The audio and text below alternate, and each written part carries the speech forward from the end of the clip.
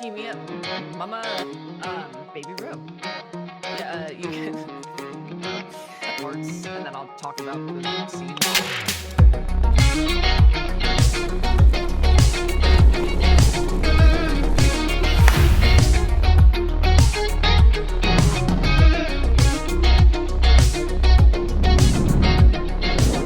Thank you to Shop Envy for sponsoring this episode. Don't. You always try to do it. It's not right. It ain't the way God made it. Welcome to the Corn Corner episode number 7. This is a great episode. We're gonna have fun. And that's the thing about it, is that there's no other choice but to have fun on the Corn Corner. It's mandatory. That's why it's called the Corn Corner. I'm gonna close my door.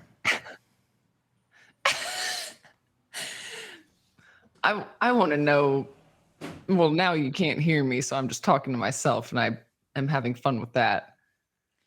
Do you have fun Thank you, we're talking to back. yourself? I did, and I said that. Wow. I said it out loud. Insane. I'll tell you what. Well, today we're going to have a very special episode because it's episode 7 and because we just got back from Folsom, which is a street festival for the erotic arts. We loved it. We had a good time. We're going to talk about it. Do a little Folsom recap. I wish I had a theme song. We could be like, Folsom. Folsom. it's a cheer, like a team sport oriented Folsom situation. Well, speaking of sports, it was a long, grueling weekend. It's true, Right? Speaking of sports, It was much pretty like an difficult. athletic event. It was hard mentally, physically, emotionally, and spiritually. It was a 3-day thing. We both performed a bunch. I think I had 3 performances and you had 2 or 3? I had 2. And I will say we had similar yet vastly different Folsom experiences. And I do want to compare and contrast the 2. We're allowed. Yeah. So what were your performances? I did one where it was impromptu co-topping. I was just supposed to tie a structure on Hazel and then was invited to actually top along with Lucas. So that happened. And we just kind of were really mean to her. And then my second one was bottoming to Lucas for a bunch of impact stuff. There was some rope, but it was just like a wrist situation. It was not like your rope performances that you did. Definitely. But yours, I saw, especially the clothespin part, would not want any part of that. I love that. So if anyone doesn't know what a zipper is, so it's when you put a bunch of clothespins on a part of the body, usually the torso, and you have like a string under it. So they're clipped onto the string and your skin. This is a hard one to articulate. Anyway, so eventually you pull the string and it pulls all the clothespins off at the same time. So I had 2, like one on each side of my torso, and Lucas went to pull them off, but they were on so snugly that the string broke. God. But it was kind of a good thing because then he went on to like flog and hit off the rest of the clothespins, which looked much more impressive and hurts a lot more than just pulling the zipper off. So that was fun. That was fun. I did enjoy. Proportionally quite high in the torso proportions. Long, you have a lot of it. Long you have in a the lot torso. of torso is what I'm trying to say. Yeah, they say long in the tooth, but for us, it's long in the torso. Yeah, we both have very long torsos. Yeah.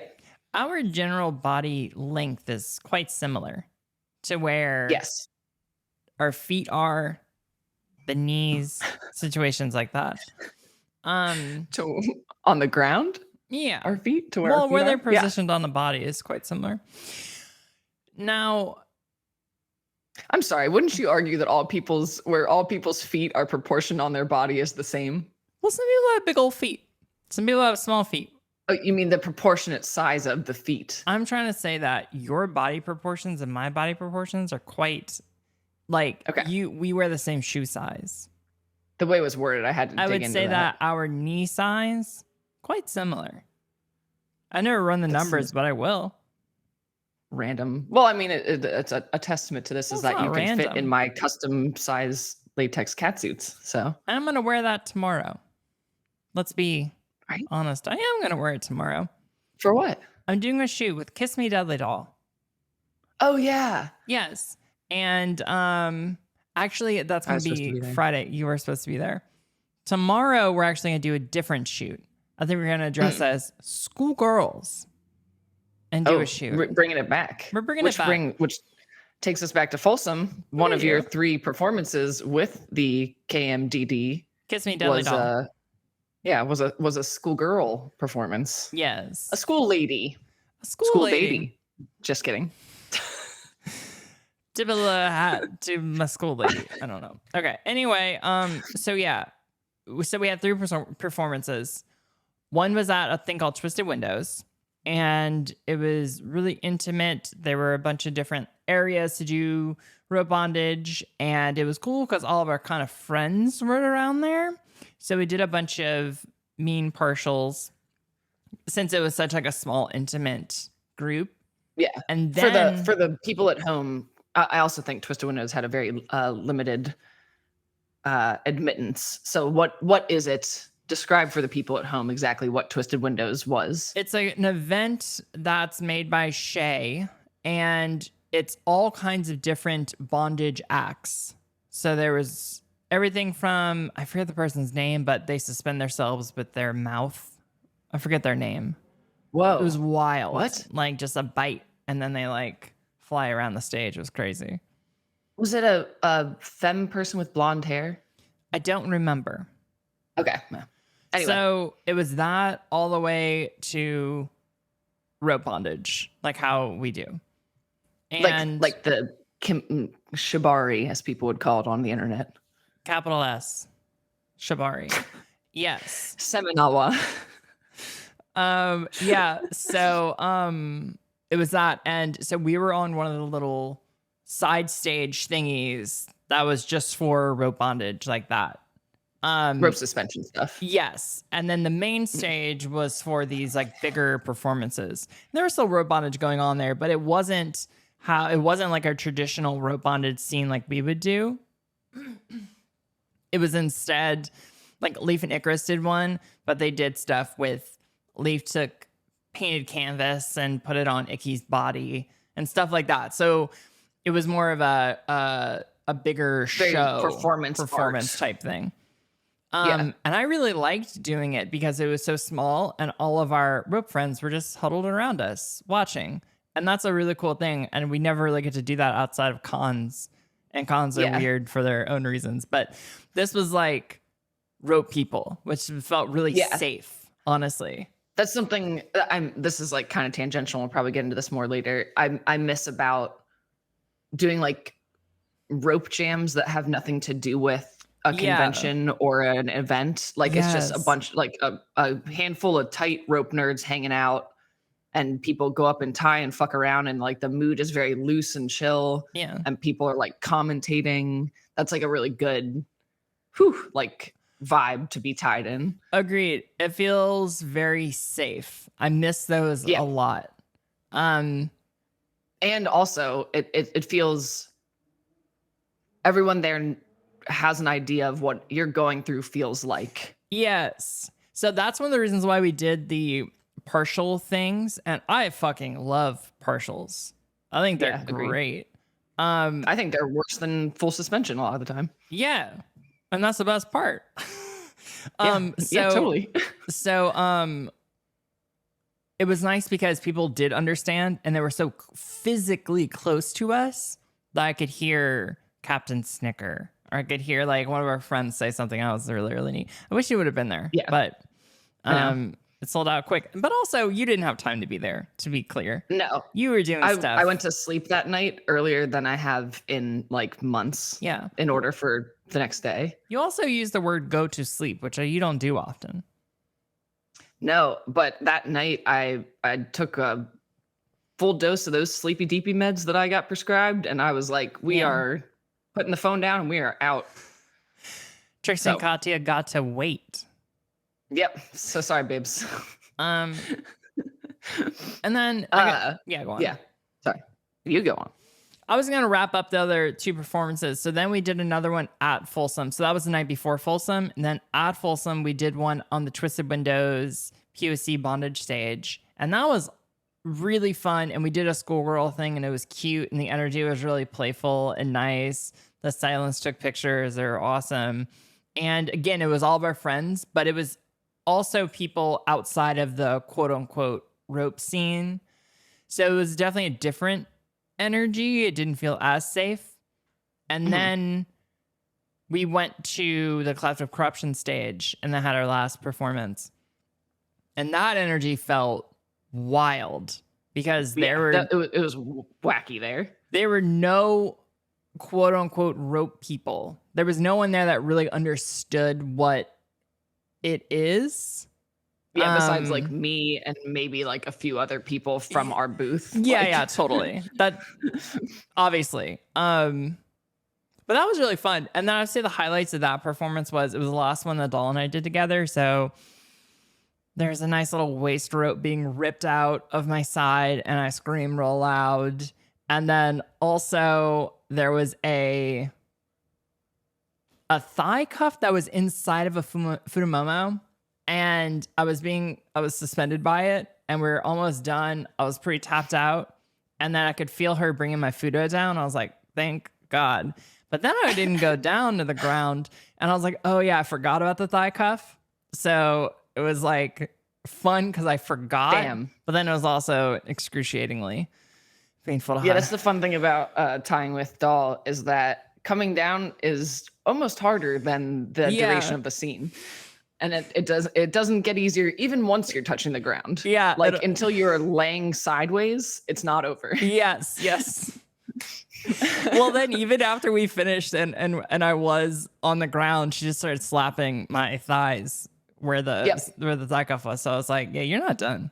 I still feel like it might not be done. I keep like, you know what I mean? Yeah. Like maybe it'll happen. One time she did hot wax on rope burns that she caused, and that was an incredibly unique pain that I've never experienced outside of that. I want that. So that sounds cool. So I wanted to talk about real quick before we move on to my Folsom stuff, how when you say that it didn't feel as safe to be performing like at the Twisted Windows nighttime, very intimate rope people focused thing, it felt safe and comfortable, I'm sure, whatever. But the more you kind of did it in degrees, frankly, because you went to Folsom, tied on the Twisted Windows stage, which was very rope people oriented, but also there were, of course, like tourists and stuff watching. Yeah. So it started to feel less safe. And then you came to the Collective Corruption stage, and then it was like, whoa, these are totally different people. This is like a wild energy, whatever. So what do you mean safe? Yeah, I think that in the most blatant way, people were touching us at those places. Like you came off stage at one point and someone touched you. It was the only time all day someone touched you and we had to say, don't touch. I don't even remember. Happened that. to me? Yeah. Someone physically touched you because they wanted to say like good job or something, which is a huge no. You don't touch anybody. Yeah. You were getting off stage. But then two of our other friends were tying on the street on a light post, and people were literally coming up and touching her. That was Bad News Bears.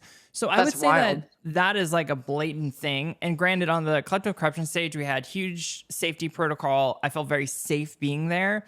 And also the stage was roped off, so no one could get up on us, which was good. But also people were screaming things. People were very invasive with their cameras. It wasn't a place where I would ever want to try anything. Whereas like the nighttime Twisted Windows Not at Folsom event, the first one, I would have tried anything because everyone watching gets what we're doing. Yeah. Versus we had people come up and ask if Doll and I knew each other. Insinuating, is this a thing that I can sign up for and get tied? Yeah, like was this pickup play? Yeah. So yeah, it's kind of like the degree of the crowd being a part of it. For instance, she grabbed my hair, pulled my hair back really hard, and said, "Look at your adoring fans," which is amazing. I'm like 10 out of 10. And crazy, like so embarrassing. Yeah, like in a play way. Oh like, yeah, like obviously everything is negotiated and full consent is there. But someone in the crowd, I saw a video, was like, "Oh my God, she's getting her hair out of her face for her." And I was like, no, like that's just the total opposite thing that was happening very painful, there. Actually, yeah. This was exposure. Yeah, and so there's that degree of like when you're performing, you just kind of know you're doing. It was like it honestly felt more connected between Doll and I because I knew the only people that really got it was you who were standing behind us and the other people at the booth, but no one in front of us except like Liquid and Captain and Gem and people really understood what was going on. People. Yeah. So it felt more connected between us. Yeah. And like there's a lot of trust being placed between top and bottom and those things. I do think, well, it may sound like we're kind of complaining about some of the crowd interaction stuff there. I don't mean it, and I'm sure you don't mean it that way either. I think going to Folsom, you are consenting to a certain level, not being touched, but a certain level of like, these guys are going to make comments. People are going to be taking your picture because you're in this public place where it is acceptable to like have your picture just fucking randomly taken, especially if you're performing. And I didn't generally have a problem with anyone.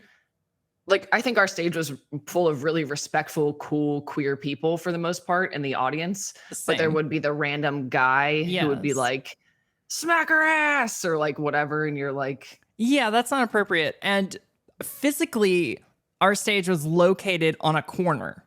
So it got traffic going by. One? Yes, it got traffic going by. Whereas the Twisted Window stage was down a street. So it didn't. Oh, okay. So you had to go there. Yeah, and it still had a crazy amount of people around it, but it was more insulated, it felt like. And then the private event the night before is like doesn't have any of those feelings. Yeah. But yeah, that's another thing that happened was like people would scream shit like that, and it's like, I don't know. It's like it's just not what you do. No, right? It was like adjacent to catcalling, like as if someone. Like, I'm sure there are people that play at Folsom that would hear that and be like, oh, like it's an audience participation kind of thing. Like, oh, what should I do next? And like someone, whatever, that kind of shit. And you play into that. But when it's not a thing that has been like invited, open to or invited, it felt weird. There was one time Spittle and Peter were playing and this like dude behind me kept saying like her, she.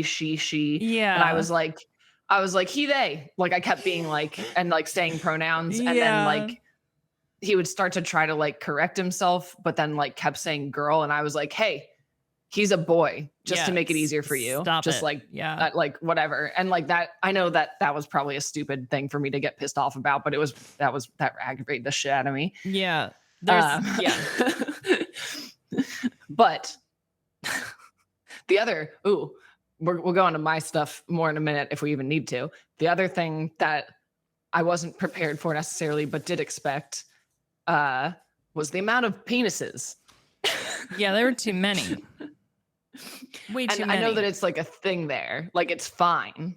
There's a difference between walking around naked, fine. Walking around naked and touching yourself, not really fine. Right? Like I don't love it. I understand that if you're on the street, you're giving up a degree of consent that you might have somewhere else. You're automatically consenting to a whole laundry list of items. Duh. Got that. But at the same time, everyone should be respectful and not sit in a doorway and pleasure themselves while looking out on the crowd. That's not appropriate. It's the same reason at kink parties, like in dungeons, there's a no solo scenes thing. And they don't mean no self-suspension. They mean no jacking off watching someone play because like those people didn't like invite that.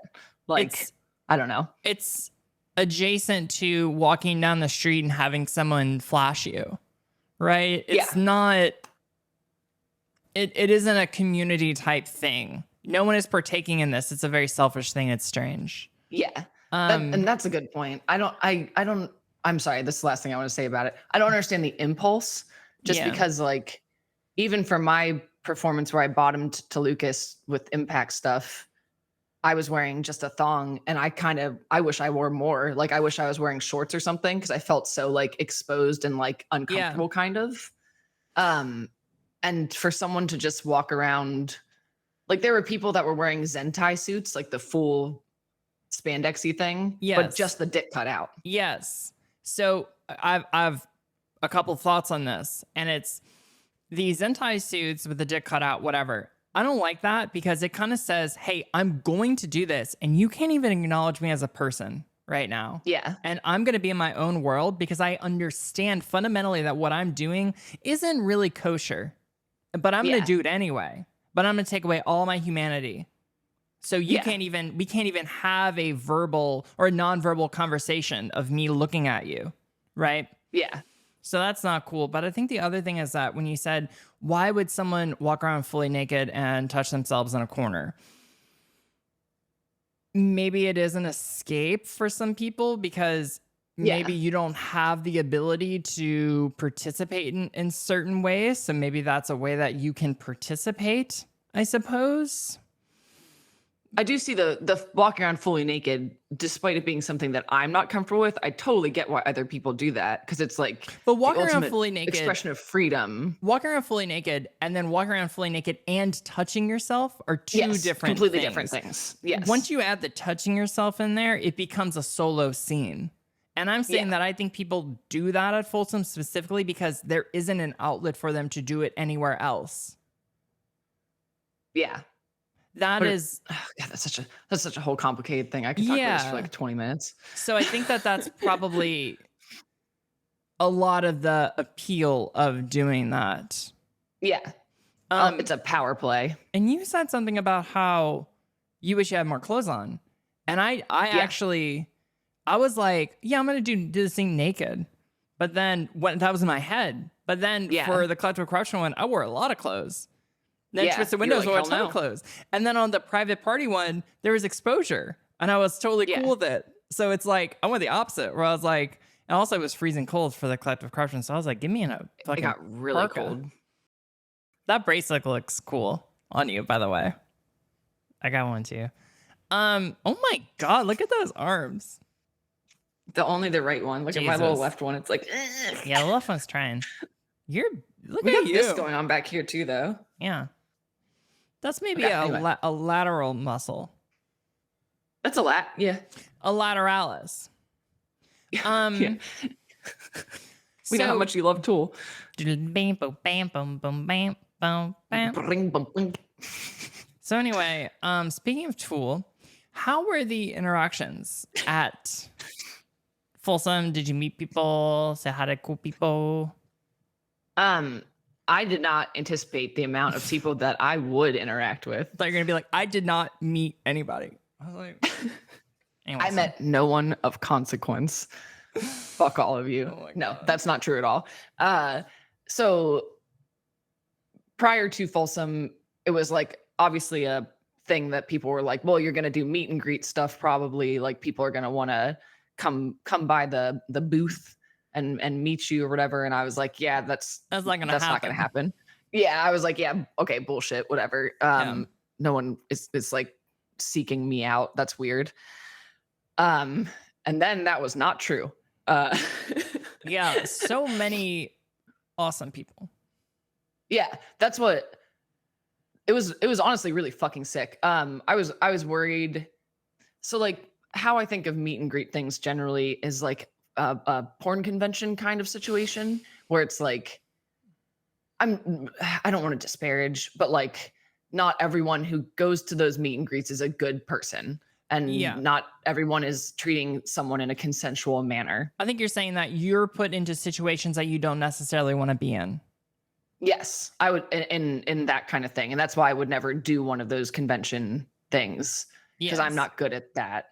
Like I'm not a cam person. I'm not good at that stuff. Yeah. And like, anyway. Well, you are a cam But person. Well, you know, I'm not a cam boy.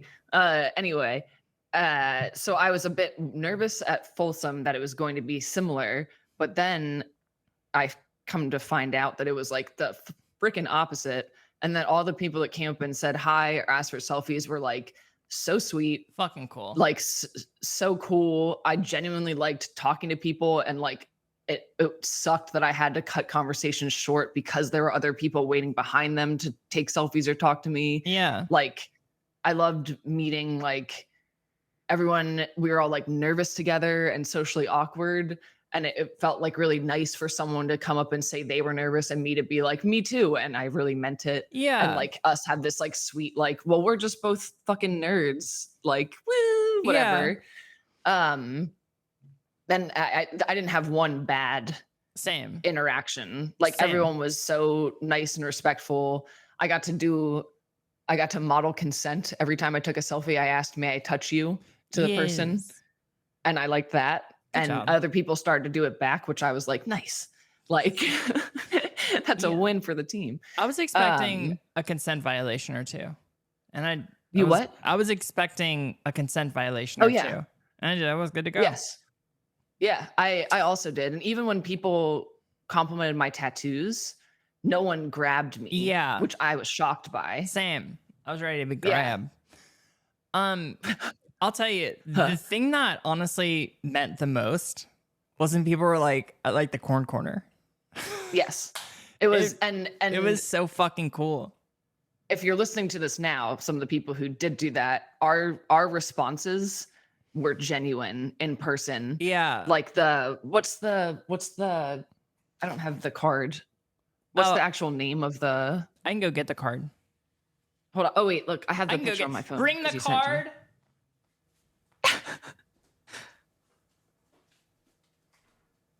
Thank you so much.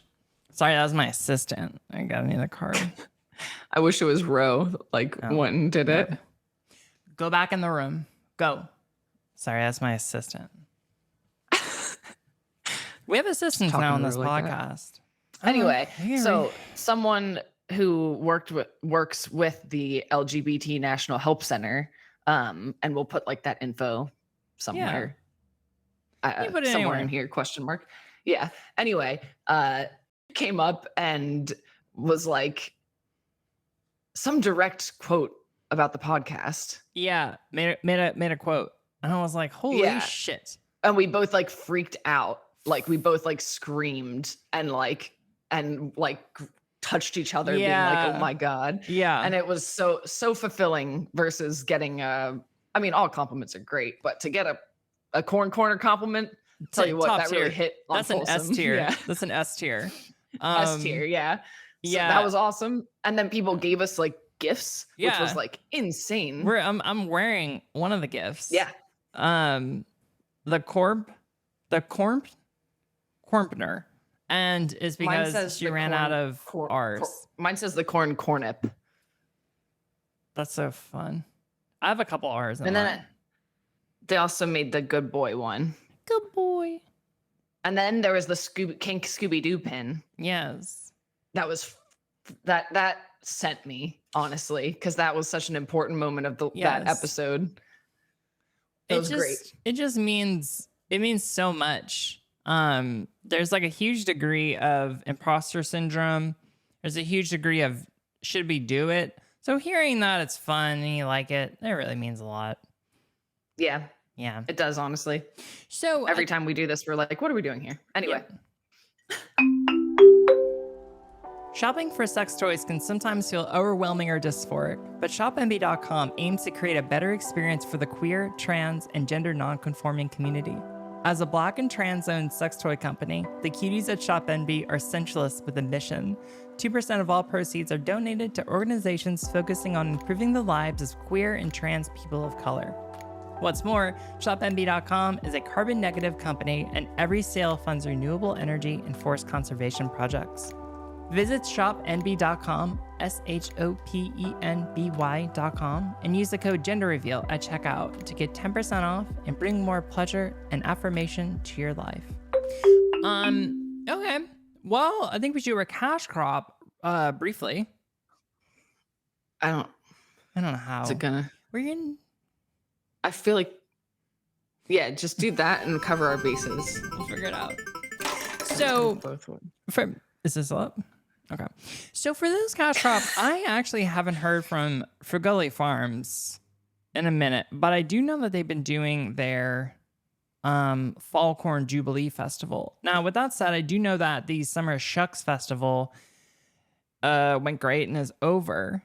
Now the Corn of Jubilee is here, and they're putting a lot of time and also money into it. This is the first time Janica's ever going to do it alone, which is nice for her. Now, is it Jubilee of Corn or Corn of Jubilee? What was Jubilee? Corn of Jubilee Festival. That is correct. It was Fall Corn of Jubilee Festival. The Fall Corn of Jubilee Festival, and that is in New Ulm, Minnesota, where the Frugally Farms farm is housed. It's based out of there. Well, it's actually based out of Winnipeg, but it's housed. The actual farm is housed in New Ulm. So... And we have not been out there yet, but hopefully that they will fly us out there for the Corn of Jubilee Festival.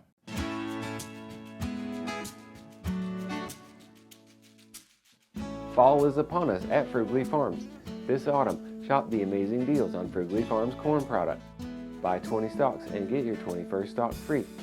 Buy one, get one free on all loose corn. Corn juicers and jammers are 50% off throughout the fall season. Find us at a grocer near you.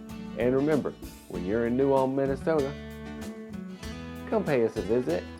The Summer of Shucks Festival may have come and gone, but you can still celebrate corn with your favorite fall activities. Corn stacking, no hands husking, and everyone's favorite, the corn mashing. When you're at Frugally Farms, you're part of the crop. And don't forget to visit the unclaimed corn den.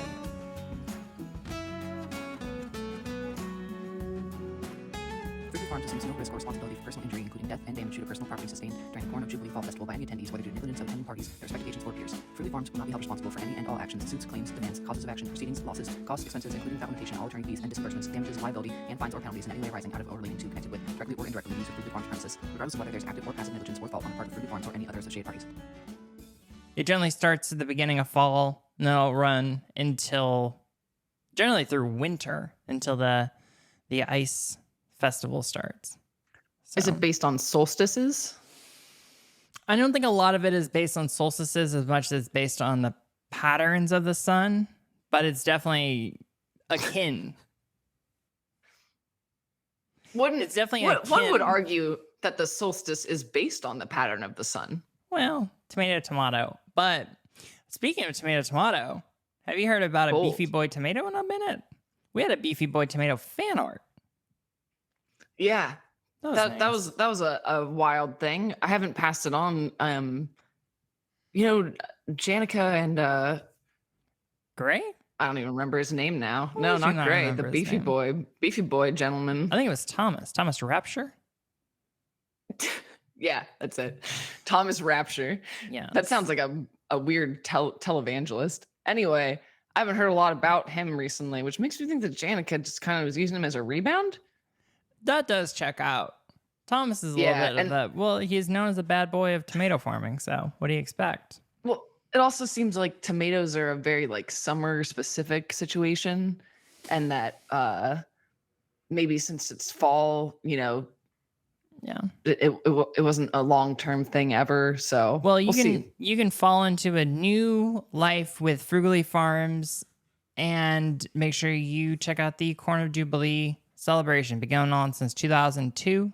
It's still going on. It's 2022, so it's been about 20 years that's been going on. Yeah. So just go ahead and now make sure you check it out. I want to ask, so at a fall festival, what's your favorite activity? Probably there's a corn juicers and jammers. That's really good. They're really tasty, corn juicers. So Yeah, that's what I like to do. There's also I don't know if that counts as an activity. There's a corn husking that I used to really Yeah. enjoy, but I haven't been. Yeah. I haven't been there since 2002 when they invited me. I think I'm a good old wow. Back then, you've been linked with the Fruglies for 20 years. Yeah. Well, Who knew? I went as a fan, not as of course. not as a subcontractor. But I think I'm a classic corn maze kind of person. You know. I didn't know they had that. Yeah, I mean, it's I thought that course they Janica do. said something like, "I don't believe in the corn maze." Didn't you say that? She quoted a Bible verse. Is Janica a UFO denier? No, but she likes to do corn in like a God honoring way. She likes to do it in the most God honoring way she can. So And mazes are well, mazes like, it's are like that is actually a thing that most people don't realize, that a maze can't be God honoring, because if you can't find Jesus Christ, then you're not going to be able to honor him. And if you're in a maze, something about left-handed path also. Like Yeah. in a maze, eventually you're gonna have to go down the left-hand path, and that's the path of the devil. exactly. So, and these colors don't run. So, but anyway, The old green, white, and yellow. for corn, that's a joke. That's not real. They don't have a flag. It's just the American. But the colors flag. don't run. But if there was a flag, the colors probably would not run. No. So there is no maze. A Punisher skull, but it's like corn kernels. Anyway, a little green line through it. yeah, the thin green line. Oh God. Anyway, Janica's not gonna like that joke. Well, support the troops. Support the troops. All right. Well, that was a cash crop. Make sure you support your local Frugally Farms at any grocer near you. Not Whole Foods, though. They do not have a partnership with Whole Foods anymore. Well, it's for But the best. It is for the best. You can only... I don't want to get into it, but hey. You can only steal so much from Whole Foods until they cut you off. We have... I just got word from the higher-ups that we should talk about our favorite scene in Folsom, I suppose. Well, I only had 2. Not everyone's like you who had 35. You'll get there. Just keep your head up. Maybe one day. You gotta Maybe one day. You gotta say yes to everything. So yeah, I would say that you could have done 1 billion performances, but you didn't. Yeah. And I think that I was up to my ears in performances. The thing that I did learn, it was nice going with one other person and being like, we're going to perform together. And then just finding the avenues to do stuff together with all. That was awesome. But I don't think I could have physically done any more than what I did. Yes. There's no way. I'm joking by saying I only did 2. I literally could not have done more. I was supposed to do more, and I didn't have time to do that. I need to plug my computer in. 1 second. Okay, I'll keep everyone entertained. Maybe you cut this part out, maybe you don't, but it's just me and the viewers now. Let's see. My favorite scene, I guess it was definitely the last one. And I liked how much Doll pushed me. I really, really liked that, because I think that she kind of stopped caring about the crowd and started really caring about me. And the difference between a scene and a performance, which is this is what it was. You have to perform. You have to make sure when you tie, you don't stand in front of your bottom, right? You have to make sure that you have to interact with the crowd in some degree. Whereas like in a scene, none of that shit matters. Yeah. But at the end of it, it felt very, very like just her and I, which was nice. It was a nice way to end the weekend because it was so wild. Yeah. I would say also on the performance versus scene thing, I no longer want to just perform. I want to do scenes in front of people or do scenes on camera. And of course, there's certain things you have to do, like you have to open up to the crowd, whatever the fuck, kind of that shit. But me performing when we're talking about that at Folsom is not I wasn't faking anything, like, or like Yeah. I wasn't acting, I wasn't embellishing. I was just Yeah, same. getting beat and being a little shit, and it was fun. I actually did. I felt like there's a point where I wanted to cry, like a good cry, like a release, and I didn't because it was after the waist rope, and I didn't because I knew if I were to cry, it would be the scene where that bottom cried, and I didn't want that to be the title of the scene. I wanted to be like, "You and Doll were amazing," instead of being like, "Wow, you cried." It was so beautiful when you cried. Yeah, like no, like I didn't want that. So during my scene with Lucas, he literally was like, "Are you gonna cry today?" And I was like, "There's no way in hell I will be crying up here." Like, no, I'm not gonna fucking cry in front of this guy over here. No, I don't cry like in scenes. I'm like, if I'm crying, like there's something there, it may be a problem for you. Like anyway. I do. I feel like rope does allow me a lot of emotional release. It's because like I honestly do feel like I can tap into some emotional energy that I can't outside of it, just because of the sheer physical pain that it puts me in. That's I think our little difference there is that it's very rare for physical pain to make me cry. Yeah. That's something I have like steeled myself against. In fact, like I have trained myself to not cry in response to physical pain.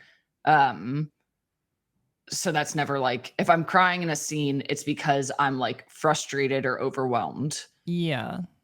Okay. And that's like a different thing. Which we had two, what? No, go on. We had two what? I was going to say we had two vastly different Folsom scene experiences. That's literally what I was about to say. Like, I also think that it's very, very, very different things that we do. Yeah.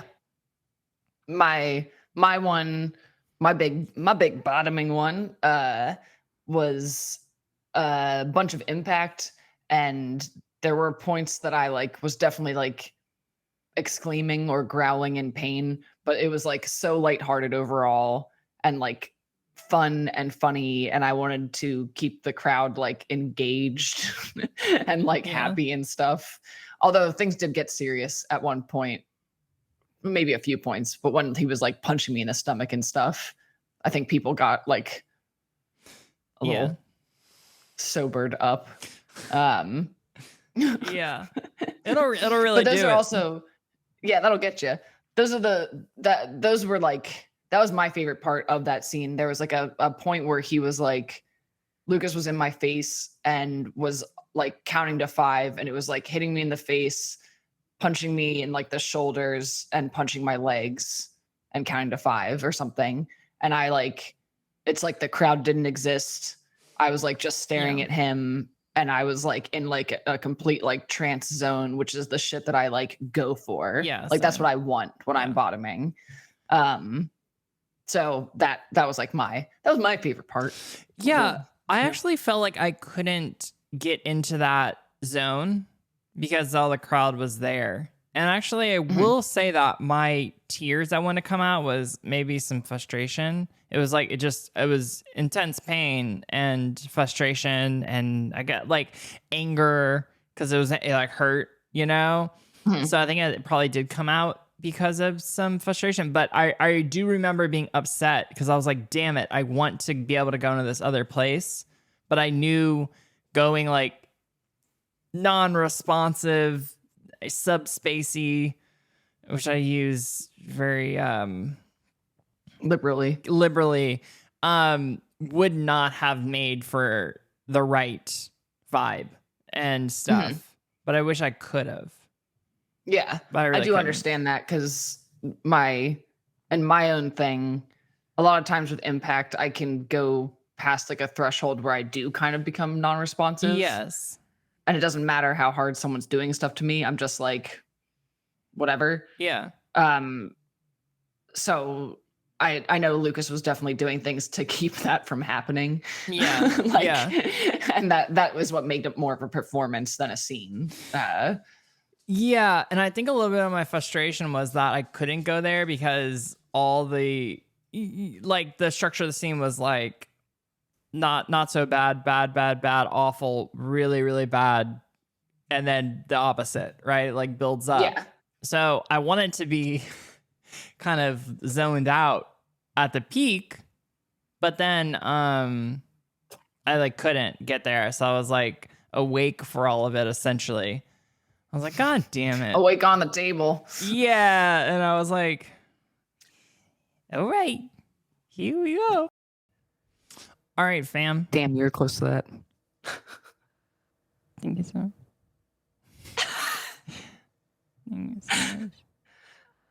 I've smoked 1 cigarette today, and I'm gonna go smoke 4 now. How many? 4? Do 3. Just do 3. Please. Well, who's to say what's gonna happen? Just do 3. You don't. How many is the most you smoke on time? At a time. Sorry. Rather 4. at a time. Always 4. You always smoke 4? Always? No, 4 is the most I've ever smoked at a time. How many did you smoke at Folsom? Otherwise, you make yourself green. I didn't smoke as much as I didn't smoke as much at Folsom as like I thought I would have, because there was nowhere to escape, so I wasn't like running to do that until I started to sit behind the stage and stuff. What did and you be a little gremlin? What did you eat that night when you got home? We got burritos. We packed everything up. Like we tore everything down, packed it up, drove back to Oakland to a 5-star studio and unloaded everything there. And Ruckus ordered us all Mexican food. That's nice. And I had a burrito and I housed it. I mean, we all paid for it, but Ruckus took care of ordering it, which was great because usually I'm the person who has to do that. Yeah, I usually do. Yeah, I think next time we should get an Airbnb. Yeah, together. Yes. All right. All right. Well, I will I'll text you. Okay. All right. In about 30 seconds. I'll text you. All right, talk to you soon. See you later.